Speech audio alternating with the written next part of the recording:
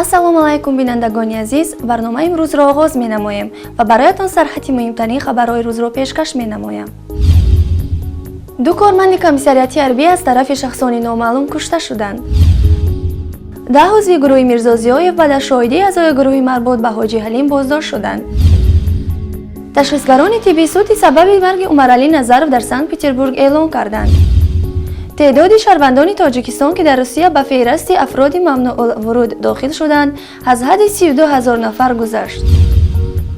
رئیس جمهور تاجیکستان با نایب پرزیدنت بانک عمومی جهانی لایحه هیئت برقی کسا بررسی نمود.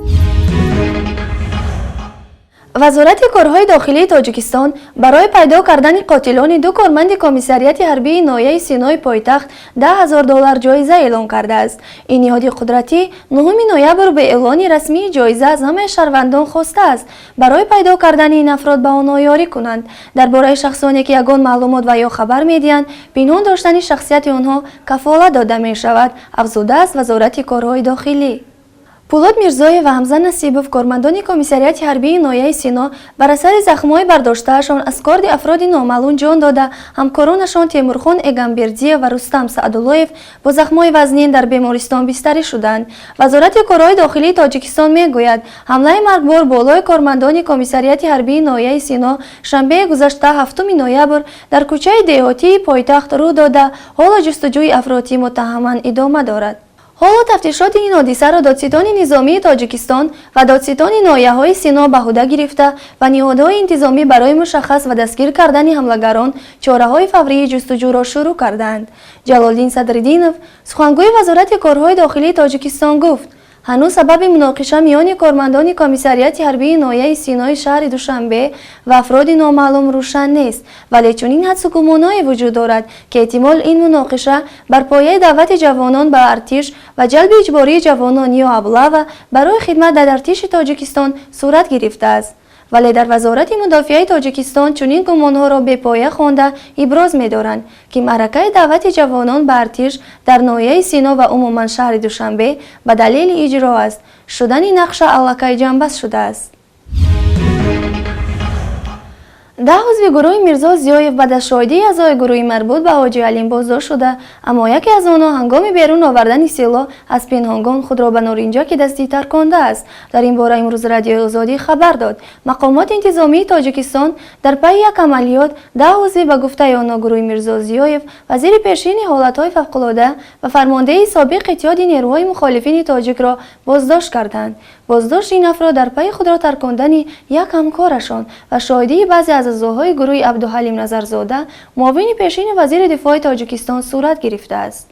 منبع از این عضو گروه میرزا زیایف ایدیبک محمدov نام برد که به قول او در حدود ناحیه‌های نورآباد با انفجار دادن نارنجک دستی خود را به قتل رسانده است. این حادثه روز 5 نوامبر رخ داده است. ایدیبک محمدov زاده جماعت چیلدره ناحیه طویلدره بوده، اما از سال 2012 باز در ناحیه 5 زندگی داشته است. او هفته پیش با گمان نگهداری سلاح بازداشت می شود، اما هنگام بیرون کردن سلاح از پنهانگان در حدود ناحیه‌های نورآباد با دست دادن فرصت نارنجک دستی را انفجار داده کشته می شود. به قول منبع که از این قضیه آگاه است، اعضای گروه میرزا زیایف پس از مرگ حاجی حلیم تلاش داشتند با زیاد کردن تعداد اعضای گروه خود یک اتحاد جنایی مسلح را تشکیل داده ضد حکومت مرکزی اقدام بکنند. حالا بیش از 10 تن بازداشت شده به دوشنبه انتقال یافته مورد پرسش قرار دارند. میرزا زیایف سابق فرمانده اتحاد نیروهای مخالفین تاجیک پس از سازشنامه استقرار صلح در سال 1997 وزیر حالتهای فوق‌العاده تعیین شده بود. او سال 2009 در حالی که دیگر هیچ منصب دولتی نداشت طبق اطلاع رسمی ضمن مایل کردن یک گروه جنگی برای تسلیم شدن به نیروهای حکومتی از جانب آنها کشته شد. عملیات ضد گروه حاجی حلیم که 12 روز ادامه کرد در پی 2 حمله مسلحانه صبح 4 سپتامبر به شعبه کارهای داخلی شهر وحدت و به یک پاسگاه میلیسا در محله گردش فرودگاه دوشنبه که در مجموع 9 تن از نیروهای میلیس را کشته بر جای گذاشت آغاز یافت.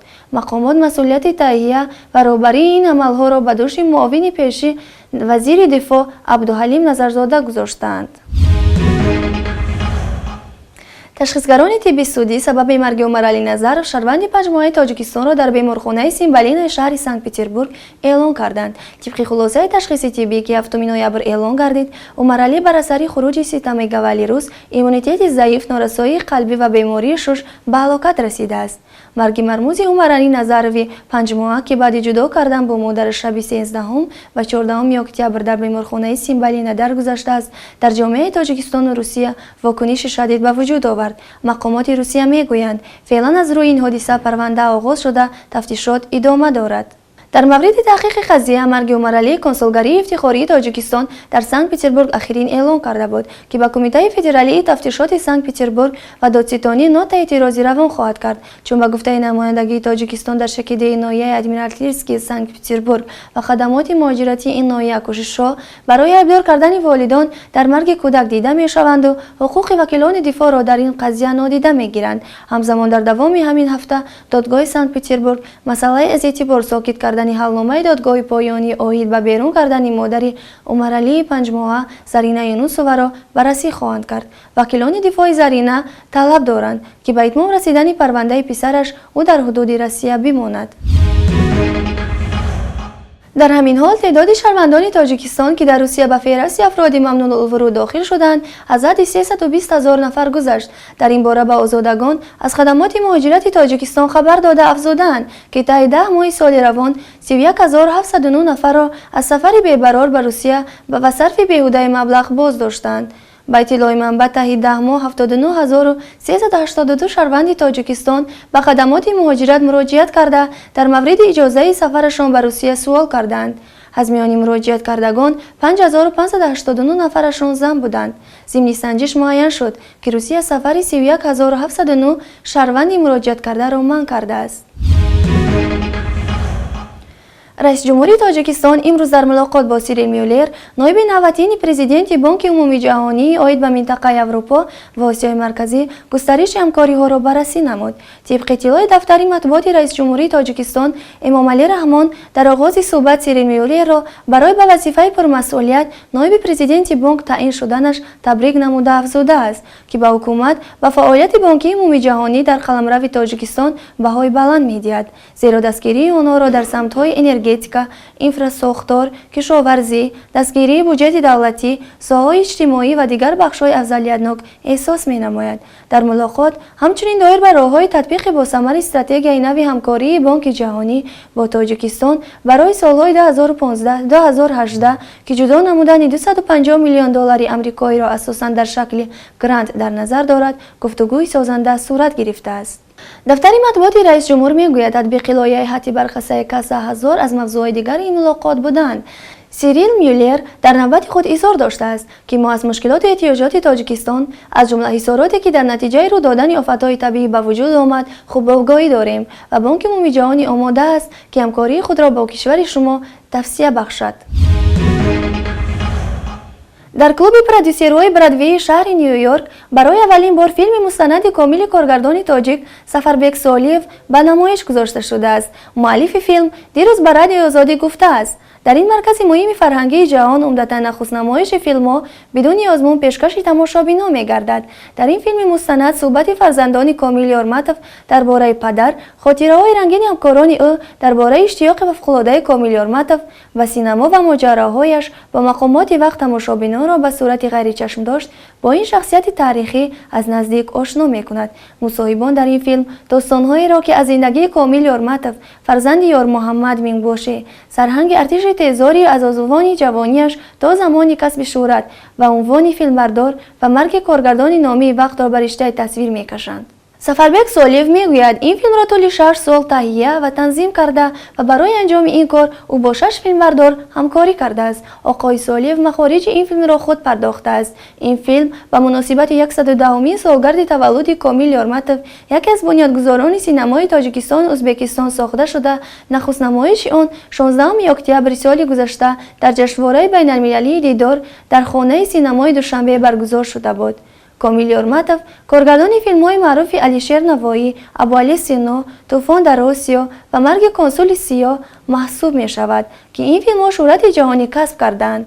پس از یک سال مرگ کامیل یارمتوف در سال 1979 کینستودیوی ازبک فیلم نام این کارگردان معروف را گرفت. مرکز آب و هواسنجی تاجیکستان میگوید آخر هفته روان از 12 تا 14 نوامبر در کشور باران شدید میبارد. جمیل عبیداللهی و رهبر مرکز آب و هواسنجی خبر داده است که روزهای 10 و 11 نوامبر تنها در برخی از نواحی‌های کشور باران کوتاه مدت در نظر است. با اطلاع منبع روزهای 12، 13 و 14 نوامبر در نواحی‌های تاجیکستان پایین‌روی حرارت هوا نیز در نظر است. تماشابینان عزیز، اینجا به پایان برنامه امروز رسیدیم. برایتان خبرهای خوش و سرور زندگی را تمنا می نماییم. تا بخش نوبتی، خدا نگهدارتان.